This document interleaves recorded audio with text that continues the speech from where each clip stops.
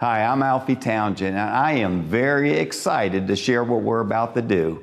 We are going to preempt our show, Saving the Investor, to bring you a special program. It's called the Elite 8. Here in Southwest Florida, we have some of the brightest young minds, curious, ambitious, and ready to take on the world.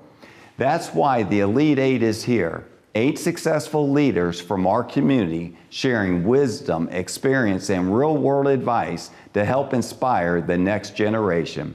We'll answer their questions, spark their dreams, and show them that no goal is out of reach. So let's dive in and help the future shine. This is the Elite 8. Good morning, everybody, and thank you for being here. My name's Rob Spicker. I'm the Assistant Director in the Communications Department for the school district. I just want to welcome you. Thank you for being here and taking advantage of this opportunity. All of this is really thanks to one teacher here at South Fort Myers, so it's my pleasure to bring him out first, and that is Kevin Schell. Kevin, come on out. First of all, I want to tell you just a touch of background. This is a testimony that dreams really come true. And my dream was for my students when business and education comes together. And you're going to see that tonight. I wish I had something like this when I was young. That is the reason why I came up with this idea. At this time, we're going to bring on the Elite 8.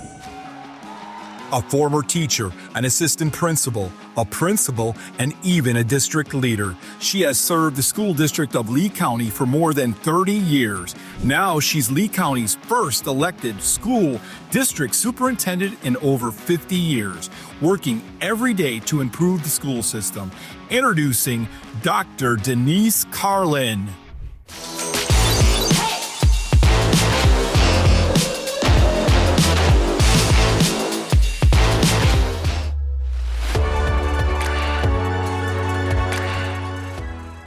A skilled entrepreneur, a former professional ice hockey referee, president and founder of 3 local businesses, a family man who works with his sons and wife every day, and the employer of more than 190 skilled workers in Florida and North Carolina. Introducing Bill Daubmann.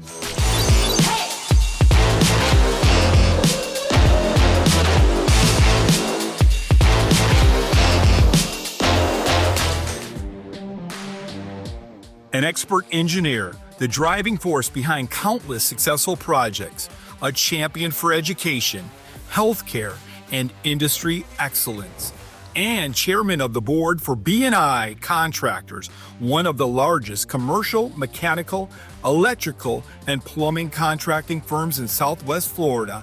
Introducing Gary Griffin.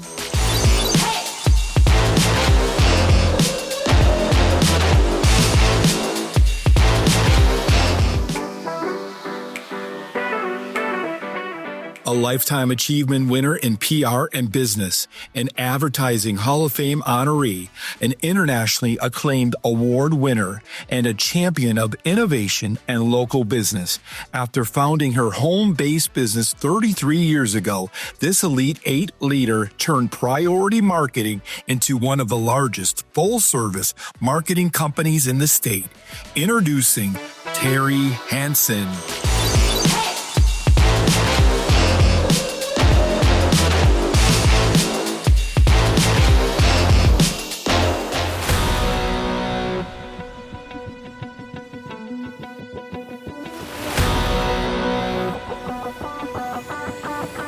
Here's a local legend and inspiration to many.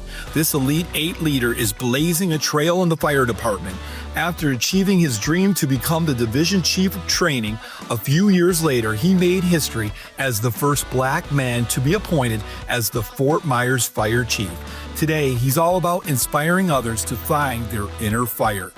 Introducing Fire Chief Tracy McMillan.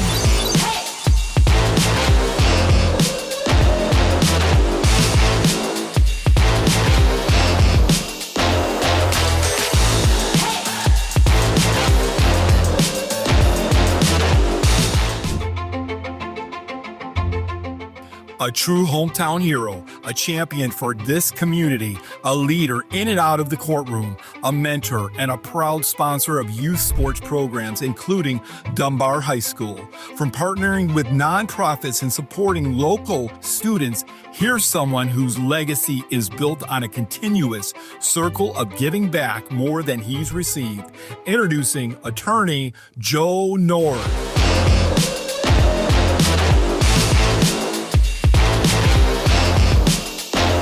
A trailblazing entrepreneur, a well-connected businessman, a mentor to future leaders, an international author with a book in multiple languages. Over 4 decades, he co-founded 4 successful organizations, led teams of thousands to make over $500 million in revenue. Today, he is semi-retired, but still connecting people, capital, and ideas. Introducing Ron Rice.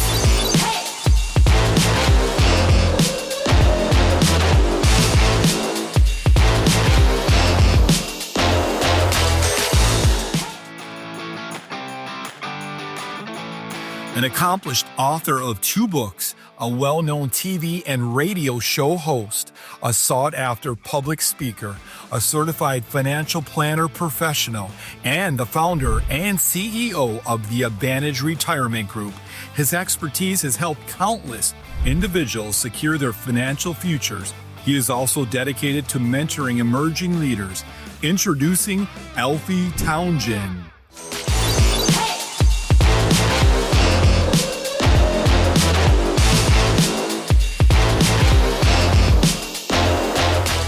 All right, so there's our Elite 8. You know a little bit more about them. We've broken them up a little bit into 2 kind of groups, leadership and entrepreneurship. So a question for me to get things started.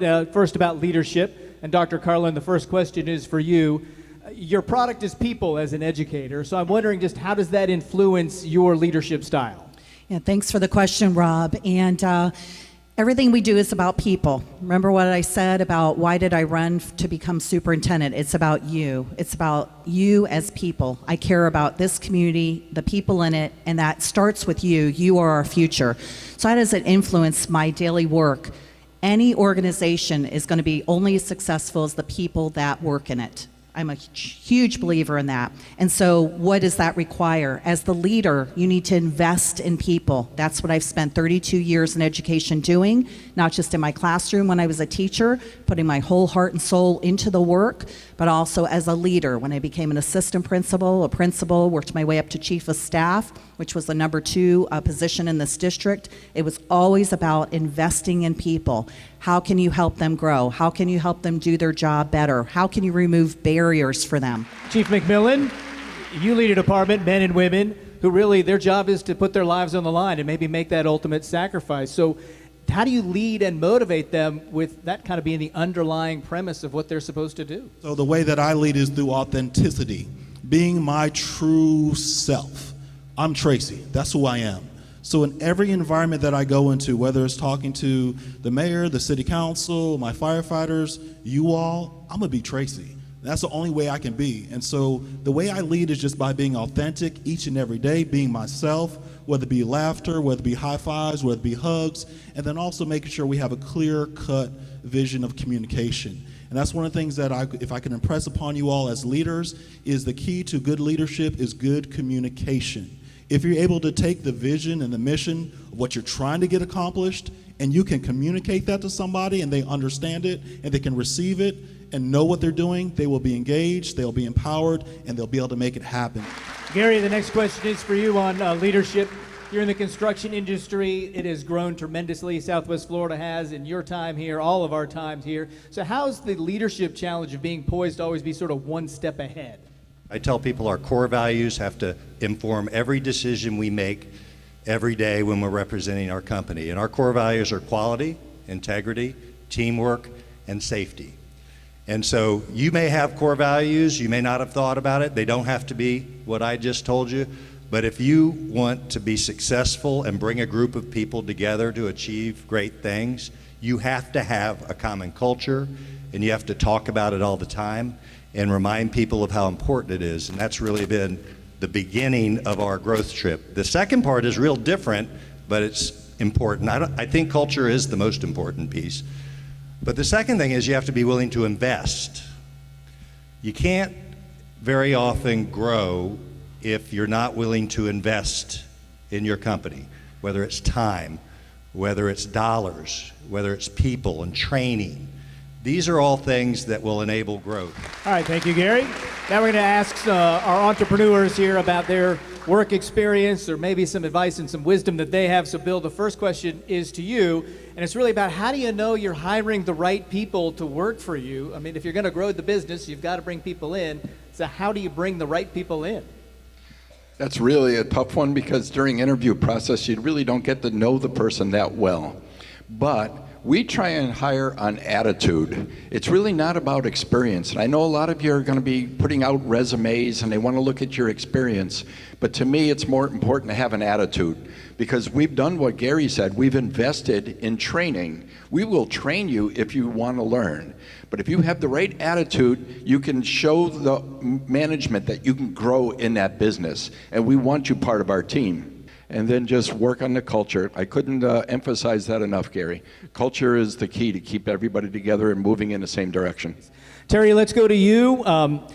Priority marketing is a powerhouse. So what attributes of yours do you think help lead to that success, or what attributes are necessary for success? We have done that through, again, being very, very select in who we hire. It's very much about the fit. If you're going to grow an organization, you have to be careful who you bring into your organization, because it's like if you bring the wrong people in, if you bring in people who are negative, who are gossips, who are pot stirrers, instigators, that will be like a cancer in your organization. And so being very careful, very select, we take our time in hiring people, and because we want them to fit our culture, they have to have our shared values. And then as an organization, my heart and my passion really is people. And people are the heartbeat of an organization. And if you don't invest, one, you hire right, two, you invest in them. You invest in people before you invest in your business. A lot of businesses will put money into things and not their people. Thank you, Teri. Right next to you, Joe, let's ask you a question. Just when you look at the group of students here, any advice on how they can choose a career path or a direction to head in? Yes, so I would start with first asking a question, and that is, by a show of hands, do you have something that you love to do? All right. And of whatever it is that you love to do, how would you feel if you could get paid doing it? Show of hands. All right, so my point is this. We have 24 hours in a day. On most jobs, you're going to work 8 hours. I'm no mathematician, but I think that's a third of your day. So what that means to me is make sure you're doing something that you enjoy. Make sure that you're doing something that you love. And actually, in any particular industry, if you find an industry that you want to do, that you want to be a part of, within that industry, there's subsets of things that you can love. For instance, you have the practice of law, which is what I do. But within the practice of law, you can practice criminal law, real estate law, family law. I happen to do personal injury and accident cases because I have found great joy in helping people when they really need that hand to guide them through horrible situations. I'll stay on that side of the panel. Alfie, to you, a question about in your business venture, when did you realize you had reached a level of success, like you had turned the corner? I would say when I put the fear aside, I didn't like talking in front of people. I didn't like it. I never thought I'd be on TV. I have a TV show. I never thought I'd do radio. But it really wasn't until I started reaching out and doing things that I felt uncomfortable, then I started getting more comfortable with it, and then the success started coming faster. So I would have to say you have to put yourself out and do things that are uncomfortable, because if everything's comfortable, then you're not stretching yourself. a lot of you are 17, 18 years old, and now you're going to be out of school pretty soon, and you got to go into adulthood, and it changes.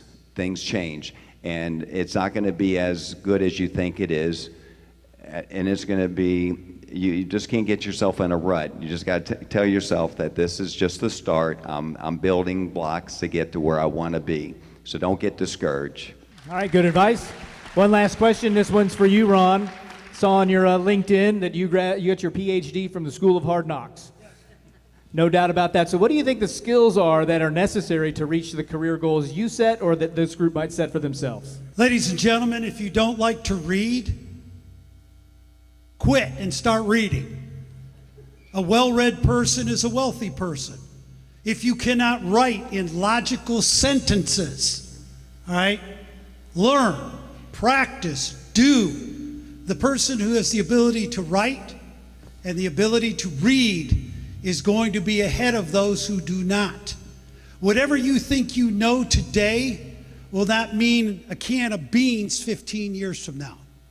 Whether you're in technology or internet or manufacturing, I can promise you with technology and the world economy, what you know today will not be what you know tomorrow.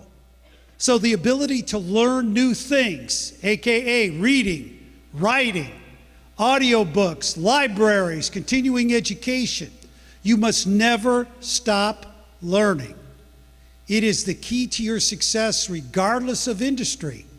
And one final thing, you got to get off your butts and go to work. If you do not have the discipline to apply what you know, it's good for a trivia game. Knowledge without application is trivia. And the only way you can apply what you've learned here, what you will learn in college, what you will learn going forward, is to get off your rear ends and do it. And I wish you the best of success. Thank you all the students. You submitted some questions. We've picked some of those. They are lined up and ready to go. Panel, are you ready to hear from the kids? That's why we're here. Come on forward. Let's get your questions answered. So my name is Giovanni Patel from South Fort Myers High School. I am the president of the South's Entrepreneurship Academy. My question is for you, Alfie. What core values were important to you on your journey to success? You know, the Lord is my Savior, and I pray every night. I pray for wisdom, and I think that's the most important value that I have. Of course, it's family. Our core values. My goal in this business, I always wanted, buy my mom a house, and I was able to do that. Buy my mom a car. I was able to do that. So, you have to have a foundation, and that's my foundation. And since 1989, I never missed a prayer at night. I taught my wife how to pray and my son. So, that's important for me. Thank you. My name is Sharina Shetty, and I'm from Dunbar High School. My question is for Dr. Denise Carlin. How do you foster a spirit of entrepreneurship and innovation among students and staff in your school district? Boy, that's a great question. Listen to them. Think about what they're saying. And so how do I do that? Well, as a new superintendent, getting out to schools, getting out there and talking to you, supporting your dreams, providing our career academies, whether it's HVAC or one of the trades, or whether it's legal or medical, what have you. It's encouraging you to think differently, to think big. And I'll go back to something that Ron said, it starts with communication skills. How well do you get up and speak in front of people? How well do you write? How well do you read? And I would wholeheartedly agree with them. How hard are you willing to work? So my job is really like the chief cheerleader, right? I'm out there providing you with the opportunities and letting you know that I believe in you, and your teachers believe in you. Your principal, Mr. Matthews, and your other principals from the other schools believe in you. So how do you nurture that? You encourage, you talk to students, you let them know we're here for you. We provide resources, we provide opportunities like today. You get to be here to hear all of these amazing, amazing leaders. Hi, my name is Nishini Fernando, and I'm from Dunbar High School. And my question is for Mr. Ron Rice. As a .com development company, how do you expand your business? And do you think it is easier or difficult compared to brick or mortar businesses? Expanding a business is really actually kind of simple. That's why most people screw it up. Basically, to expand your business, you have to talk to your customers. Within a block, within a mile, within 5 miles, within 10 miles, just keep building a bullseye and talking to customers about your expansion, whether it's your current product or something new. The idea that I know everything, and if you don't believe me, I'll ask you, you can just ask me, that I know everything, is really a bad position to be in. What you want to do is, I know exactly what my customers need. I know exactly what my customers will buy, and go build that. Put that together. Get yourself out of the equation and put your customers at the center, and expansion will be great. Good morning, my name is Samuel Salamanca from Fort Myers High School, Go Green Wave, and my question is to Gary Smith. What would you recommend somebody who wants to rise to the ranks of their job and become a CEO like you? I became CEO because I set short-term goals that would take me through the steps that I needed to then be ready to step into that CEO role. So I had to become a really good estimator in order to be competent at estimating systems when I was very young. Then I had to become a very good project manager. And so I worked very hard to be the best project manager that I could be so that I could rise to the top of that group and become a leader at that level. And then I had to learn more about sales. And so I transitioned from being more technically minded to being more relationship minded. And then I actually learned a lot about leadership. I've heard a lot of things said here that are just really wise. Leaders are readers, that's the way I say it. Leaders are communicators, and I wasn't a great communicator, so I had to learn to be a better communicator. Hello everyone, my name is Melissa Rojas. I'm from Lehigh Senior. My question is to Chief Tracy, and I'm wondering what your biggest challenge while on duty was. One of the things that would say the biggest challenge for me is that we had an applicant that came from South Florida to come apply for the job. And as he was going through it, he was the 105th candidate to go through this physical test. And as he went through that particular physical test, he actually went to cardiac arrest. He actually died. And so for me, that was the hardest moment I've ever had in my whole career. And granted, we had everything done right. Everything was approved, everything was here, legal, da-da-da-da. We had nurses, we have doctors, we had, immediate response, and this person still succumbed to a situation. And so one of the things I found in my life is as you deal with situations that happen, to understand that there's always something you can learn from every situation, whether it's good or even situations that are bad. So one of the things that helped me to understand is that as you're dealing with situations and challenges present, sometimes you have to sit back and say, you know what, I can't control this situation. Hello, my name is Sarah Kohler and I go to Estero High School. And my question is for Joe North. What steps did you take during and after high school to become an attorney? I graduated from Cypress Lake High School in 1983. And then I went to the Citadel, which is a military college up in Charleston, South Carolina, for my undergrad. And when I got to the Citadel, I was happy just being in college, okay? I wasn't thinking about what happens after college. I wasn't thinking about grad school. All of my friends were already talking about the next step, what they were going to do after college. And they asked me, I said, well, I don't know. But then I said, you know what? I wouldn't mind going to law school and becoming a lawyer because I think I want to be able to help people. And at the time, my grades were okay, but not what they should have been. Why? Because I was on the track and field team. And I was having to spend a lot of time away from studying to participate in track and field. I was there on a scholarship. So I had to make that difficult call to mom and dad and ask them if they could pay for my college. And without hesitation, they said, yes, you can come off the track and field team, and they mortgaged the house. I worked hard in law school, graduated, took the bar exam just once, passed the bar exam, came back home, and started practicing law. And I knew without a shadow of a doubt that I wanted to practice here in Fort Myers because I thought that I would find it special to be able to help people who I knew. How are you guys doing today? My name is Joshua Giddens, and I'm a student at Oasis High School. My question's for Bill Daubmann. And I have a window cleaning business, and I was just wondering, how could I scale and grow that window cleaning business, and how did you scale your business? Look at it as the 3 Ps, right? You have a product. In your case, it's a service. And then you have to have a process, and you have to have the right people. Once you have that, you have the perfect triangle. So you have a service that you know people want. Everybody's got windows, and they all want to have them cleaned. Now, do you have a process set up? That's how you scale, so that you can do it the same over and over, and it's repeatable, it's scalable, and you can teach somebody else to do that as you grow. So everything that you do now, you should be documenting. When you get there, where do you set up the ladder? Where do you put your bucket? What kind of water are you using? What kind of materials are you using? Have it all documented, so when you're ready to get another crew or another truck, you do the same thing. That's how you scale. Great question, and congratulations. Awesome, thank you. Good morning. My name is Rosalind Warkuski. I'm a student at Ida Baker High School. My question is for Ms. Teri Hansen over here, who I accidentally matched with today. All right.